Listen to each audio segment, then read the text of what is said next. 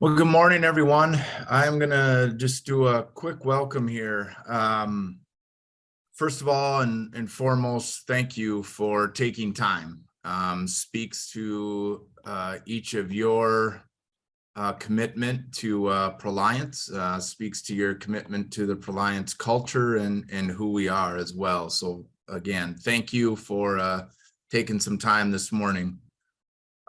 Just to set the stage of really what is the goal for today with what we're doing, and it's simply one word, is to learn. So ultimately our goal for all of us today is simply to learn. Think of it in the context as we go through this morning of the more we know about ourselves, the more we know about our communities and the people we have the privilege to serve from a patient standpoint, as well as the more we learn about our communities and all of our coworkers, the more effective we can be in our daily life, which is obviously important, as well as our life inside of Proliance. So ultimately, to keep that in the back of your head as we go through this morning from a standpoint of we're simply here to learn, and how can we apply this to not only our life inside of Proliance, but also our life outside of Proliance as well. And with that, I will kick it over to Belinda. Thank you, Troy, and good morning, everyone.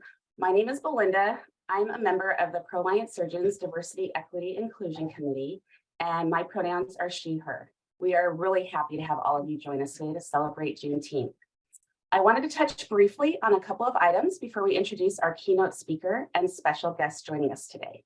The first is everyone is welcome to join in on the conversation today and share how they feel, ask questions, and what your perspective is on what we're discussing. We believe in creating a safe place for conversation here. We want it to happen. We want to show mutual respect for everyone's opinion, and that includes differing opinions and dissenting voices. Joining us today as our special guest, we have Lanessa Cirillo. Lanessa works for the Black Future Co-op Fund in Seattle, Washington. Her work allows her to focus on her passion of community building and creating inclusive environments and equitable opportunities for Black and Brown people. Lanessa previously served as a program director for the Project Girl Mentoring Program, where she participated herself as a young teen. This program is a nonprofit organization that provides mentoring services to young girls of color. Lanessa will be sharing data around healthcare disparities from the Black Wellbeing Report for Washington State a little later on with Andre. Welcome, Lanessa. Introducing our keynote speaker for today is really an honor for me. We are extremely fortunate to have a diversity, equity, and inclusion leader that has over 15 years experience working in the DE&I space. He's a results-driven visionary thought leader with a proven record for developing and implementing equity, diversity, inclusion, and cultural strategies that unite missions and organizations. Andre is recognized as a community leader and public speaker with expertise on topics related to professional growth, development, collaboration, and engagement.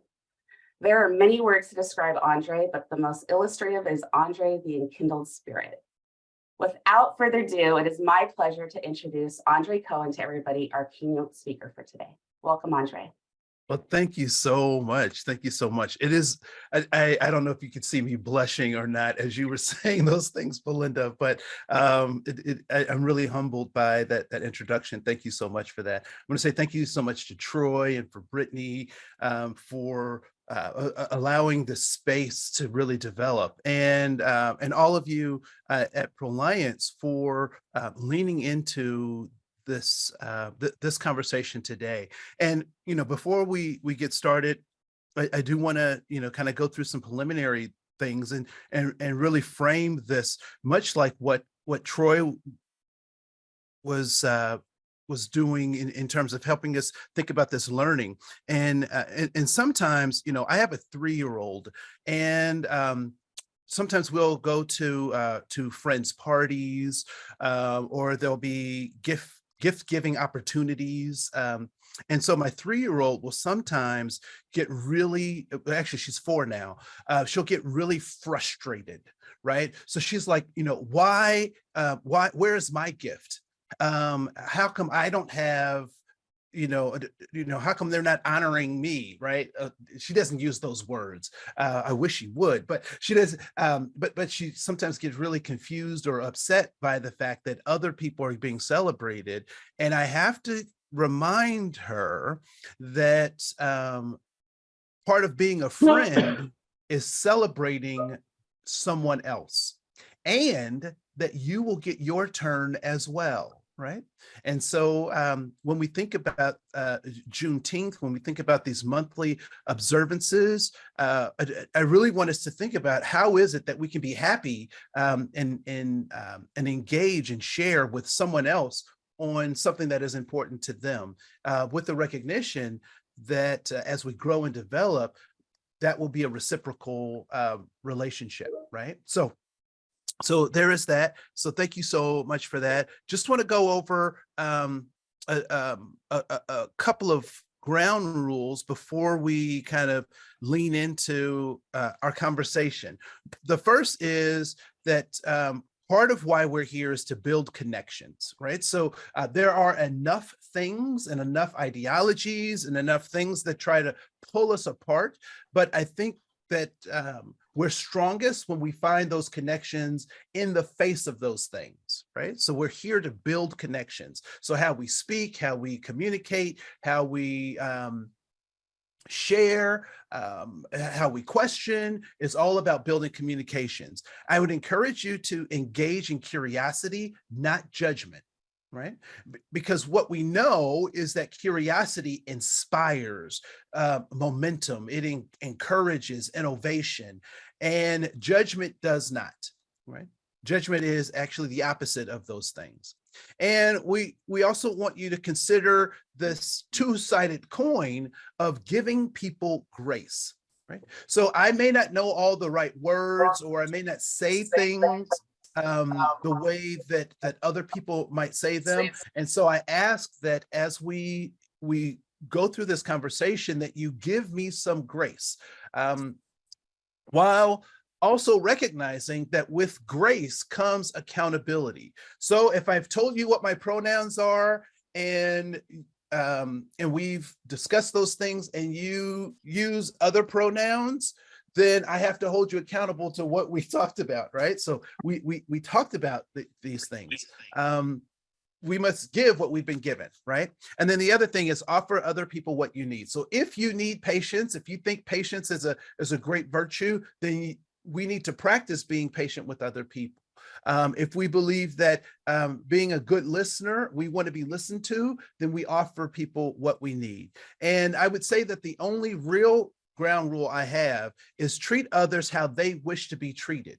And I know many people looking at that may say, Andre, I was actually taught that you treat people how you want to be treated. And I would say that's a great way to begin, a great way to start. And then we graduate, right? And so how do you know how people want to be treated?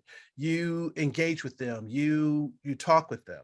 And so when we think about this, these ground rules, and we look at this picture, I think these two individuals can only come to some kind of understanding if these ground rules are in place. It is clear that they have different perspectives, but neither is necessarily right nor wrong, but they're able to share their perspectives, right? And so that's why we're here today.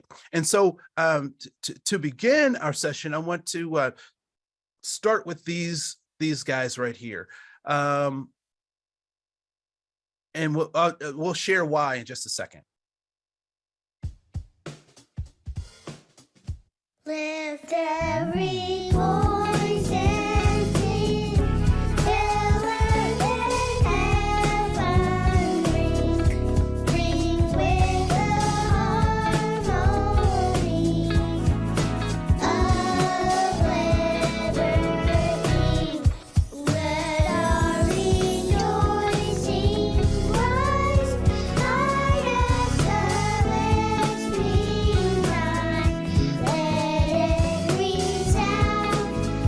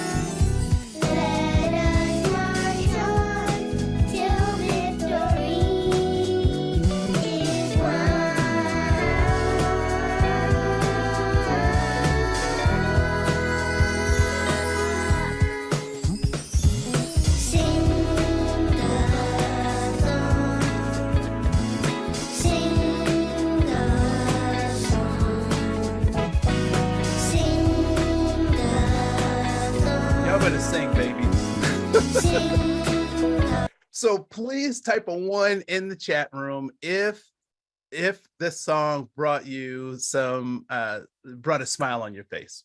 So type 1 in the chat room if it brought a smile on your face. It certainly did for me, right? And so so that was one of the reasons I showed this, because who can come against cute little babies, right? So I really appreciate that. And so while you're at it, I see a bunch of 1s. Great. So if you can type in the number 2, if you know if you've ever heard of this song, you've heard this song, or know anything about the song, place a 2 in the room. Okay, great. I see lots of 2s. Wonderful. So this song is called Lift Every Voice and Sing, and it is also AKA also known as the Black National Anthem. And we'll talk a little bit about that in our conversation today. So when we think about this notion of Juneteenth, it's important to recognize that there is a relationship between Juneteenth and July 4th. And sometimes when folks hear things like, you know, Black people have a Black national anthem, or in the case of TV, right? There is this thing called Black entertainment television. Type of 1 now in the class if you've ever heard of BET, Black entertainment television, right? So it's funny, and people will say, well, Black people are trying to be separate by having their own national anthem and, you know, their own TV program and their own holiday and whatnot.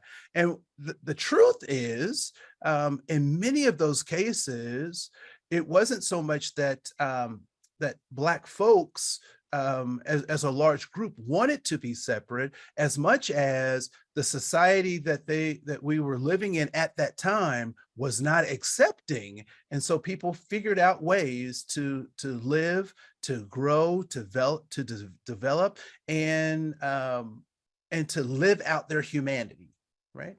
And so we know that Abraham Lincoln in 1863 had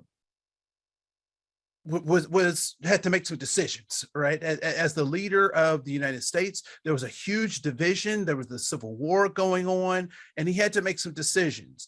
And one of those was to free the slaves of or the people held in bondage in the defecting states, right? Those that defected from the Union. So the interesting thing about that story is typically the simple or the easy version of the story is that President Lincoln freed the slaves, right? A more nuanced approach to that. I hope I did not lose my presentation. Okay. The more nuanced approach to that is to recognize that that there were slave states that were part of the Union, right? And so some of those slave states that were a part of the Union are states like Missouri, which was a slave state that stayed in the Union. So their slaves were not freed by the Emancipation Proclamation. And so that's important to recognize that sometimes with history, particularly in popular culture history, we got to dig a little bit deeper to get to the truth, right? And so Juneteenth is known as Freedom Day or Emancipation Day, and it was established as a federal holiday in June of 2021. Now, I think that is important to recognize as it pertains to how long folks have been having conversations about Juneteenth, and recognizing that around the same time that this becomes a federal holiday, there were some pretty incredible social change pieces happening throughout the nation and the world, stemming from events here in Minneapolis, Minnesota, which is where I'm hailing from today, right? And so many people may recognize that that stems from the George Floyd murder, right? So these were coincidences, and these were the aligning of planets, so to speak, to create this holiday. And this celebration honors the day in 1865 when folks held in the system of slavery in Texas and Louisiana finally heard that they were free, months after the end of the Civil War. And so this marks that. And so why this is important really stems from our conversations around the importance of recognizing what freedom is and what it means, right? So that's important. A couple of things I did want to talk about before we go further, because many of the resources that I'll be addressing today can be found on the Proliance DEI app, right? And so the educational tools are there. There's a members area. This is designed to be something that you use on a mobile device so that you can do that. It looks like my memory is getting full on my computer, so I apologize for that. But these are some of the states that folks are using the app from. This is quite impressive to me. I'm really proud of Proliance really pushing this and looking at the reach well beyond the state of Washington. And again, you are a leader in the United States as it relates to kind of thinking about diversity differently. So I think that's an important piece. We'll also be using something called Slido. You may have seen that in one of the first slides that we touched on.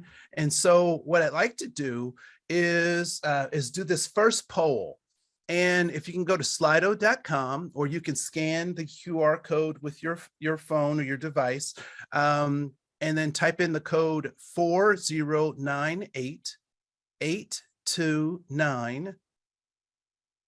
And I want you to, when you think about freedom, what three words would you associate with freedom? And if you can put one word in at a time, we'll see how this develops, right? We'll see how this develops. So type the words you typically associate with freedom.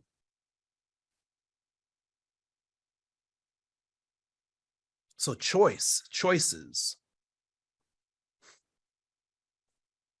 opportunity, independence, deserved,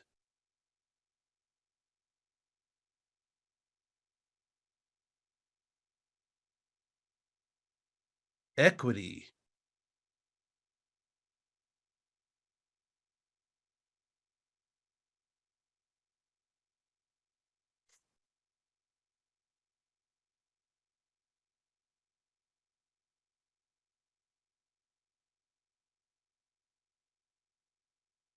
opportunity, choices, joy, liberation,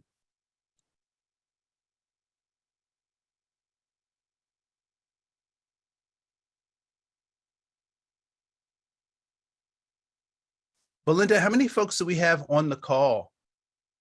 Oh, so we have 51 participants. All right, I found the answer. So if I can at least get to, if I can get 25, actually 27 answers. So we have 22 people have participated so far. If I can get at least to 27, that'll give me more than 51%. And then we'll start talking about this. So I see choices, I see Christ, liberation, happiness, time, right, love, cost, America, safety.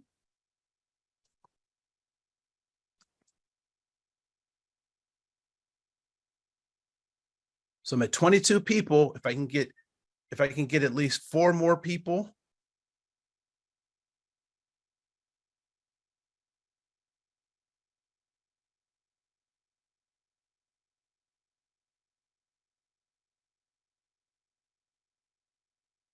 All right.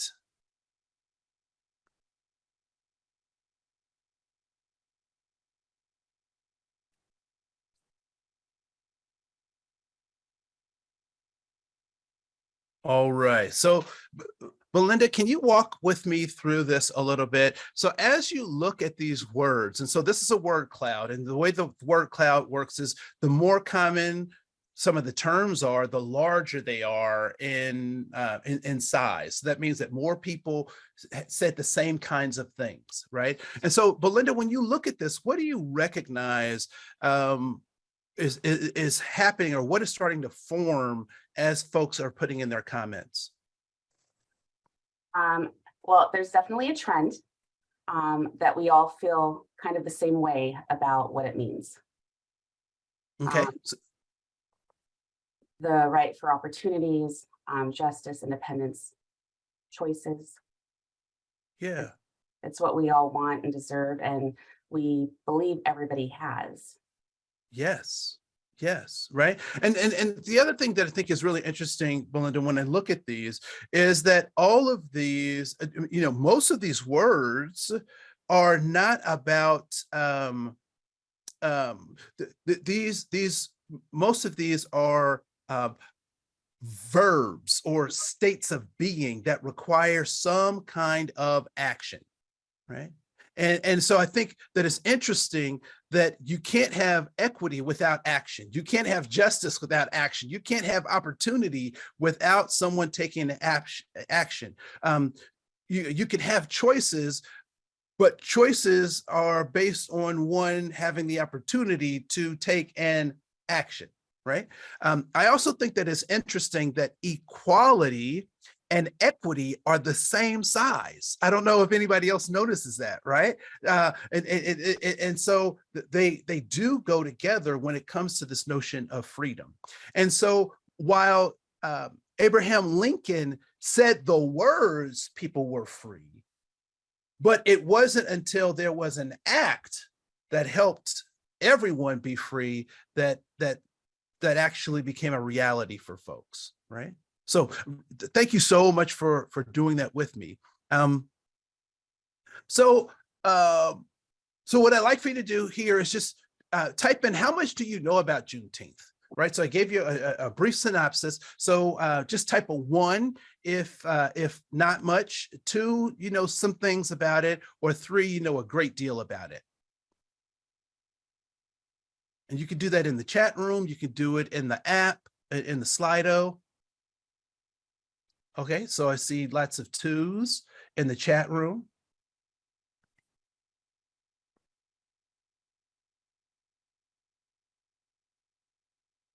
Cool.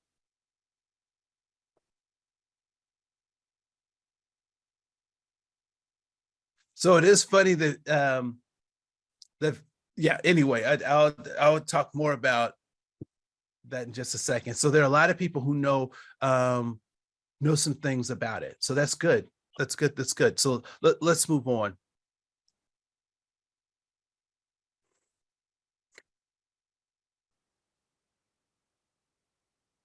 So many of the resources that I'm sharing here on the slide deck are also available in the app, right? So I may not necessarily go over all of those, but I do want you to know that they are available in the app, because I think it's important to talk about what was and now talk about what is, so that we can get to how we want things to be in the future, right?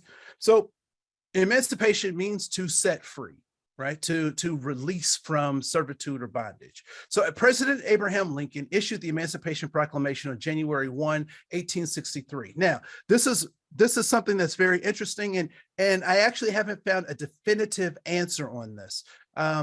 But I know that in my faith tradition and in my community, we have this thing on December 31st that carries on to January 1st called watch service, right?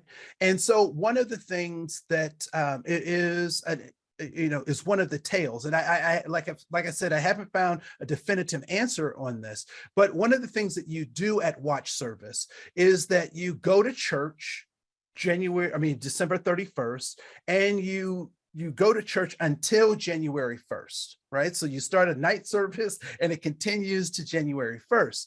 And And one of the things that is part of some of the stories, at least in my community, that have been told about why we do that, was because people were anticipating freedom.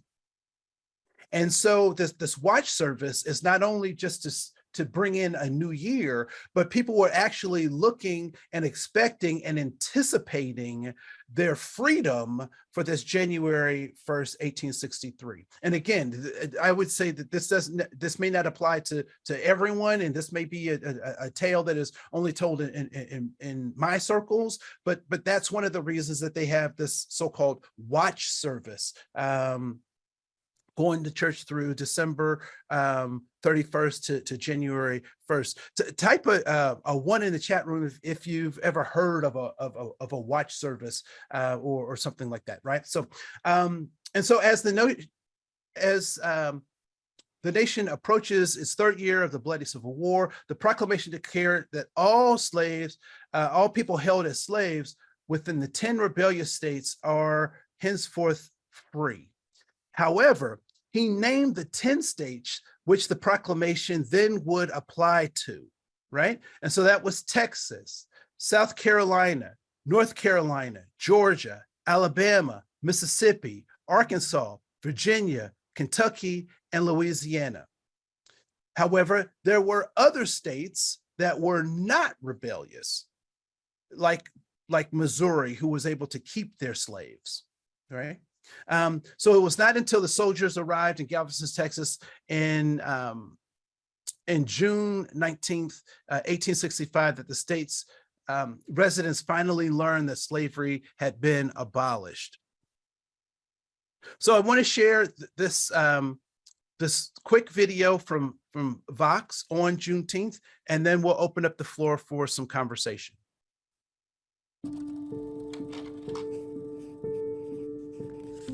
Juneteenth is a deeply emotional moment for enslaved people because for decades, for centuries, enslaved people prayed for, hoped for, fought for in the form of slave rebellions, running away, bought their freedom when they could.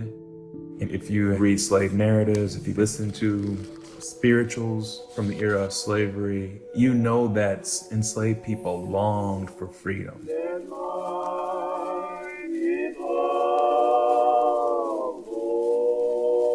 This was something that had been hoped for, but many believe may never come.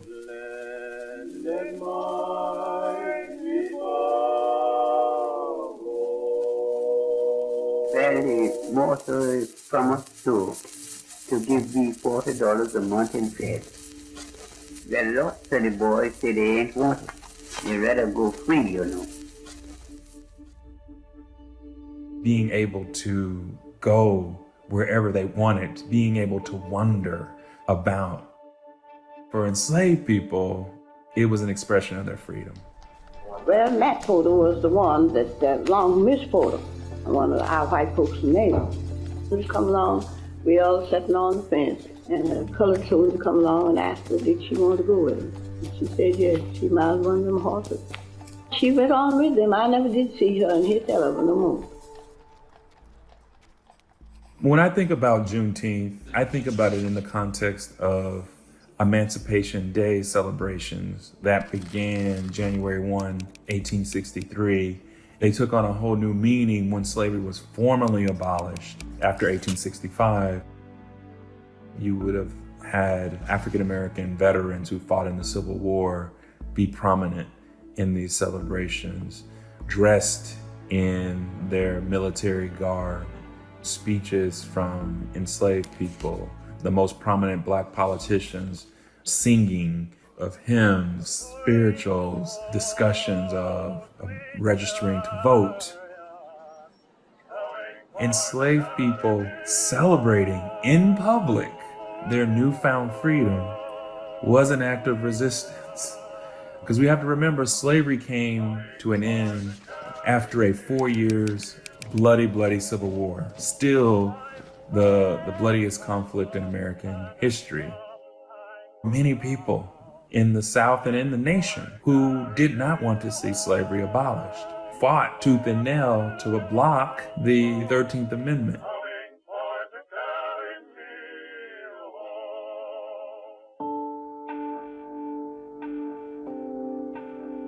The abolition of slavery created a huge humanitarian crisis in the South. Suddenly, 4 million people have very little means to take care of themselves, to support themselves, and do so in a really, really hostile environment. So the military was necessary to make sure that enslaved people got the food, the medicine, the shelter that they needed in order to survive. They're also there to protect, to the extent that that was possible, freed people from violence, from recriminations, from slaveholders, from Confederates who still hadn't given up the fight.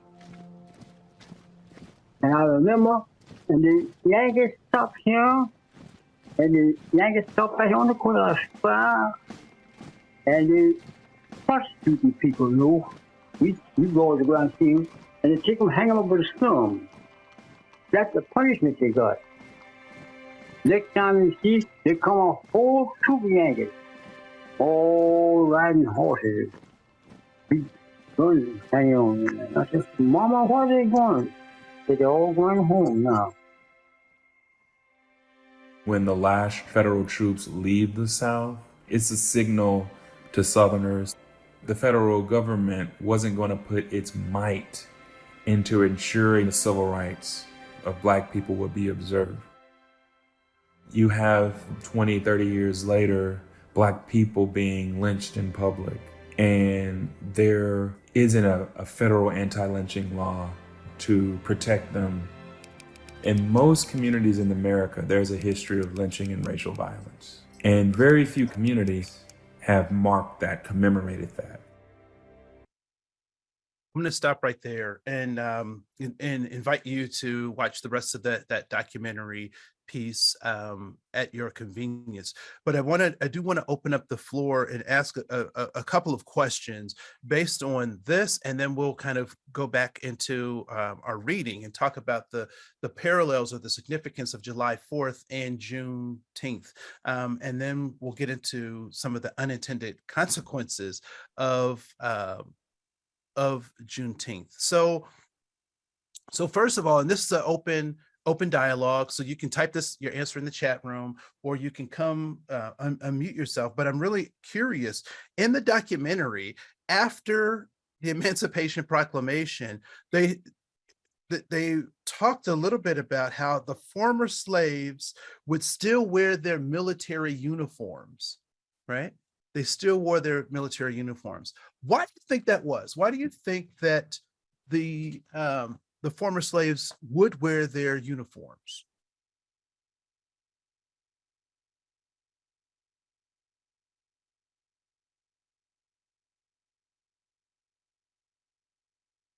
Why do you think they would wear their uniforms? Go ahead. Hi, everybody. This is Vaipuna. I would think they would use their uniforms because they were used to this set of clothing, and maybe wasn't sure if they would have the right to use other clothes as whites did back then. They didn't have the opportunity and the finances to probably purchase other clothing as well during that time. Okay. Yeah. What else might be another reason?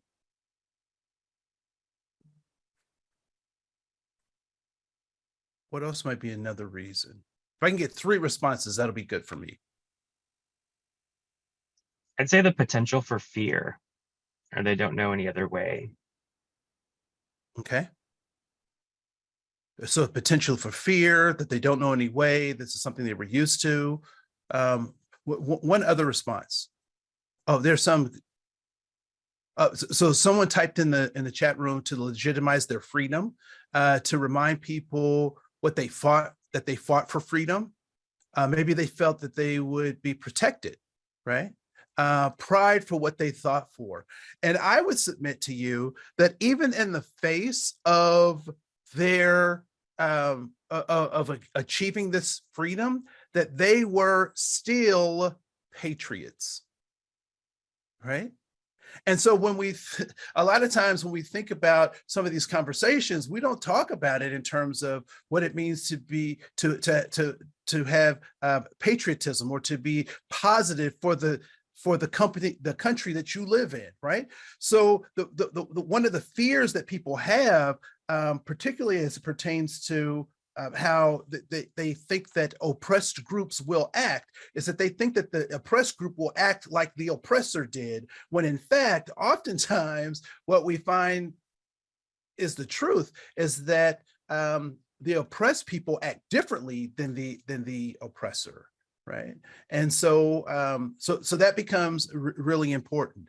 I also think that it's important that someone else said that it's a symbolism that they not only fought for their freedom, but it is their country as well. Yep, but they fought for the country as well, right? And I think that's absolutely spot on, right? And so what do you think were some of the unintended consequences of this so-called emancipation, or this this emancipation, or this so-called freedom? What were some of the unintended consequences that we both saw as a part of the documentary we just watched, but we also know from looking at history? What are some of the unintended consequences of this so-called freeing of the people held in bondage, or freeing of the slaves?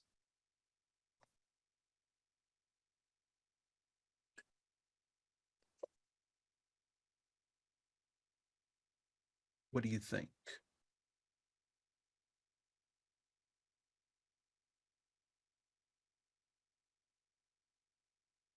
Or let's even back up, right? So we had an article. There was also a video that kind of read out the article about July 4th and Juneteenth. So what is the significance of both of those? So like, why are they connected? And then what is the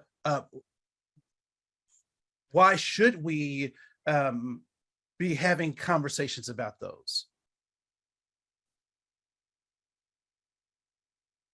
Okay, I'm going to read some of the pieces on unintended consequences. So in the chat room, someone wrote the unintended consequences was that there was a divided nation, right? So you know, we still had the North and South kind of battling it out. We had people who had no ways to support themselves, not many means to support themselves and their new freedom, right? So people didn't have those things.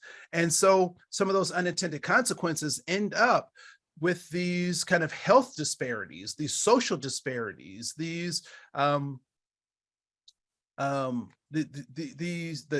gap between the so-called haves and have-nots, right? And someone also typed in the chat room that without protection for these rights of African Americans, there was an opportunity for ongoing oppression and discrimination, right? And we know that Jim Crow gets birthed out of this gap of the protection of those things. And we recognize that we start to have this kind of two-tiered or second-class citizenship that is occurring. And so when we think about those, that is just fuel for the fodder for our modern healthcare disparities, right? And so at this point, I'd like for Lanessa to come on and kind of walk us through some of the things that the Black Future Fund, the Black Future Co-op Fund has come up with, some of the research that they've done in Seattle that really highlights some of these disparities that are rooted in some of these old challenges before us. So Lanessa. Yes, thank you so much, Andre, for that.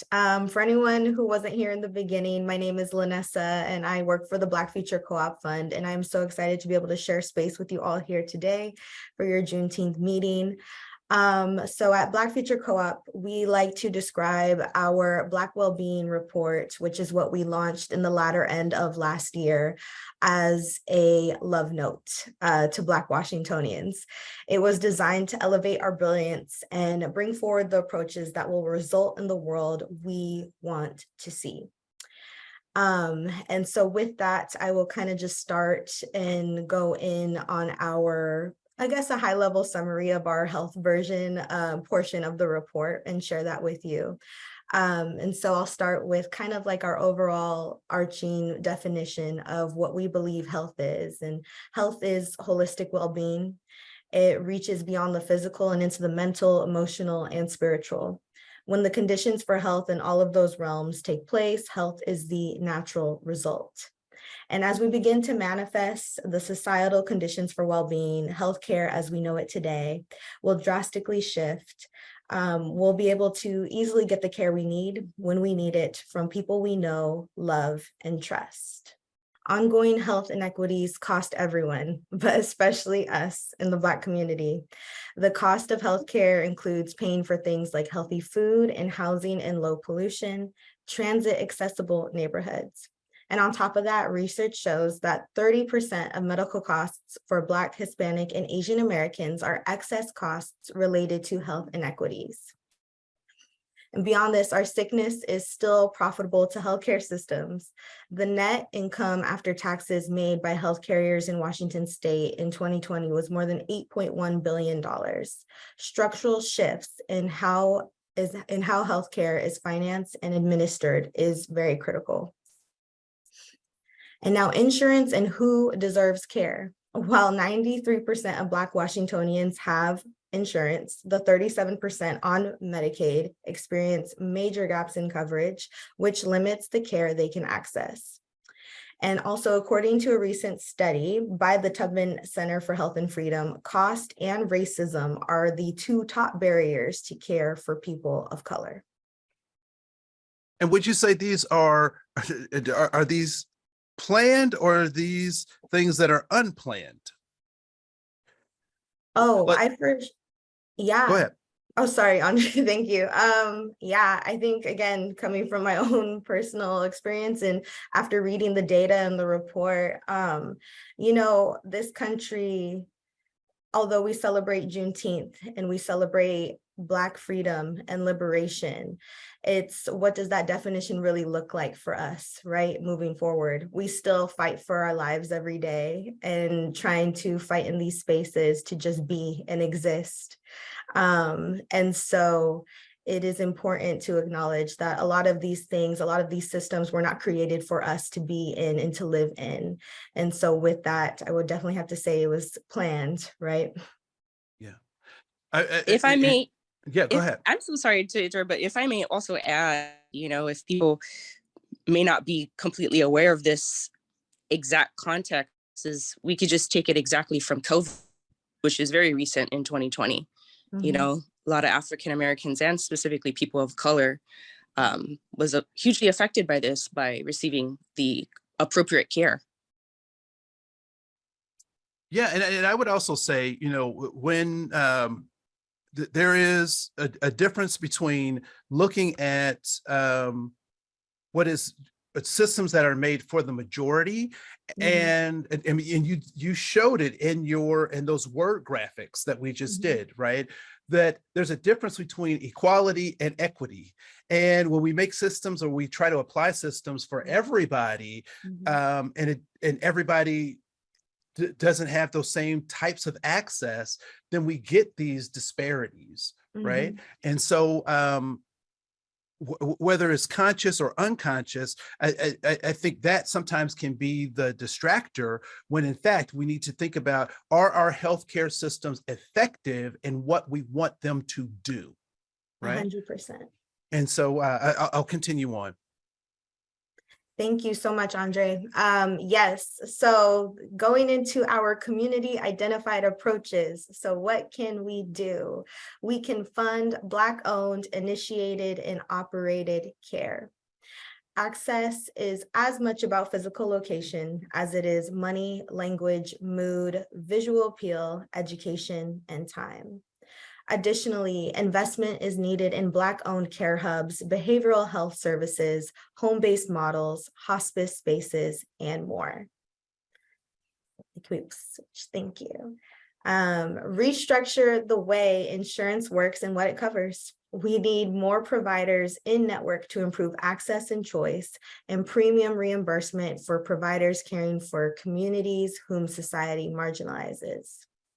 And lastly, it's essential we reflect well-being in employer business models and practices. And so we can do this by prioritizing rest, respite, and sabbaticals. And beyond this, implement operational models and practices that produce healing rather than constantly working to heal from systems that continue to harm us. So Lanessa, I want to say thank you so much for sharing that information with us. I know that our time is fleeting, and I can't wait to have more conversations about this, but I am curious as to kind of what, if there are any questions, comments, observations about what we've kind of covered so far, both about the unintended consequences, the link between Juneteenth and July 4th, and having this conversation today. I will say that I see in the chat room, there is a comment that that different perspectives between Black and white people, North versus South, is the foundation for systemic isms. Which I think is a great thing to recognize, and those get manifest in how we see these disparities in healthcare. So if you could go to the poll, this the last poll, and then I'll turn this back over to Belinda. But type one word that describes how you feel after having this conversation. If you could do that, that would be great. And recognizing that Juneteenth is an important opportunity to recognize people's humanity. I think this is a great step in the right direction to create these opportunities to learn, to change, and to grow, to go back to what Troy was talking about at the top of our introduction.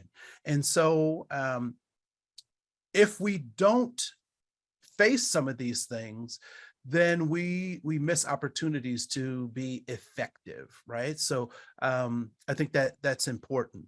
And so as I look at these words that are popping up in the poll, I am very I'm very excited to see some of these words, that people are frustrated and they're scared, they're concerned, but they are informed, largely informed. And I think those are important points to lean into. And so Belinda, I'll turn it back to you. Yeah, thank you, Andre and Lanessa. I agree. Informed is definitely the word that I would use. You know, I feel like I've learned a little bit today, and that's always a plus, right? When we can have a takeaway. We are starting to run a little short on time, and so to respect everyone's time, I did want to ask both you, Andre and Lanessa, what final takeaway do you have for us at Proliance Surgeons? What would you like us to walk away with and be able to put forward? Yeah, Lanessa, you want to go first? I'm long-winded. Of course. Yeah, thank you. Honestly, yeah, I think I resonate really heavily with these last questions and these words that Andre prompted here and everyone put on the screen. I think informed, right? Really like honing into that. This was just a small snippet of the report and the research that we've done here in Washington State pertaining to the Black community. But I just want to highlight, you know, these communities are everywhere. And so anytime there's a moment where you can inform yourself, you can educate yourself, especially as an ally to our community. Education is the direct link to liberation, in my opinion. And I believe that's how we, you know, celebrate our differences as well as recognize our sameness and be able to move and approach a world that is more equitable. And if I had anything to add to that, and that, Lanessa, I think that was wonderful, and I love your research. There's nothing like data that helps tell the story. I would say that it's extremely important that we are frustrated, that we are scared, that we are concerned, and that we are informed, and we move anyway, right? So courage is not blindly launching into doing something without having information. Courage is being afraid, knowing what the consequences are, knowing what the obstacles are, and doing it because you are prepared to do it. Right? Just launching head on into something without any consideration for the consequences or the impact is foolishness. And so, no, I love the fact that folks are doing that. But I ask that don't let your concern or your defensiveness or your helplessness or your worry stop you from acting or stop you from learning. Right? And so the more we think about and we can think about that in terms of a disease state, right? If we just ignore, turn a blind eye to a disease state, does that get better? My ACL, may or may not get better if I don't give it some attention. But I think it's necessary that if we want to be effective, that we continue to learn, change, and grow in spite of our fear or the unknown, right? So we know more, we learn more, we become more effective. Back to you, Belinda. Thank you so much. Wonderful. Thank you guys so much. I think we're going to end today's session with final comments and takeaways from our CEO, Troy. Thanks, Belinda. And first of all, thanks, Lanessa. Thanks, Andre. Really appreciate the time and willing to participate this morning. And then absolutely thank you to everybody this morning that logged in. I think at one point we definitely had over 50 individuals or 50, and I know there's multiple people on some of the calls, which is outstanding. And so thank you for taking that time. I think the takeaway I would have from this as well is, very similar to what Andre was just stating of it's okay to be frustrated. It's okay to be concerned. And frankly, if you weren't, that would be concerning, frankly, if you weren't frustrated or concerned. And hopefully we were all a little more informed today. The phrase I like to think about too as well is that as human beings, topics like this, we want to boil the ocean today, but we just can't. We can't do that in today's world. It isn't going to happen that way, and that's the frustrating part that comes out of this a little bit as humans. Of that, again, we want to boil the ocean. We want to fix this problem, immediately. But just participating today speaks to your desire to move forward, to be a part of where we go with this, to be a part of a solution in the future. And one, I appreciate that of all of you. I will harken back to a little bit of our expectations of all of us inside Proliance about exceptional outcomes personally delivered. I think those last two words are things we have to constantly think about of how do we personally deliver the care to patients? How do we personally deliver service to our coworkers? And do we understand that personal part of that? And to inform ourselves. I don't have this exactly what Andre talked about earlier about, treat others how they want to be treated. That speaks to that exceptional outcomes personally delivered. And I think those two words are things that we should always take away from this of how do we ultimately deliver those exceptional outcomes to an individual. And we have to pivot and flex how we do that based on what we understand of that individual and who they are. So Again, thank you to everybody. Thank you, Lanessa and Andre. Really appreciate you guys taking the time. Thank you as well to the DEI committee and all of the work that that committee is doing. And Belinda, for your leadership in what you're doing there. There's just, it's been exceptional what the DEI committee has been doing inside of Proliance. So thank you for all that. And with that, have a great day. Go out there, figure out those exceptional outcomes and how do we personally deliver them. Thank you.